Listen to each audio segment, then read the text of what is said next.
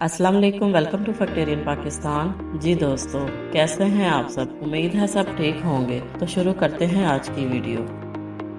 Mobile ये शायद हमारी ज़रूरत बन गया है, क्योंकि इस डब्बे के बिना शायद हम लोग नहीं रह सकते। चलें इसके बारे में मैं 2 इंटरेस्टिंग फैक्ट बताती हूँ। फैक्ट नंबर 1, पूरी दुनिया के 80% लोग सुबह उठने के 15 मिनट के अंदर अंदर अपना मोबाइल फोन चेक करते हैं। क्या आप लोग भी उसी में शामिल हैं? कमेंट करके जरूर बताएं। फैक्ट नंबर 2, मोबाइल के बगैर रहने के डर को नोमोफोबिया कहते हैं। नोमोफोबिया मतलब नो मोबाइल फोन फोबिया, और आज की जनरेशन सबसे ज्यादा इसी फोबिया में डूबी हुई है, क्योंकि अगर 5 मिनट के लिए भी इनसे मोबाइल छीन लिया जाए तो ये नोमोफोबिया का शिकार हो जाते हैं। तो ये दोनों फैक्ट्स आपको कैसे लगे, मुझे कमेंट करके जरूर बताएं। मज़ीद वीडियो के लिए फैक्टेरियन पाकिस्तान को सब्सक्राइब करें। शुक्रिया।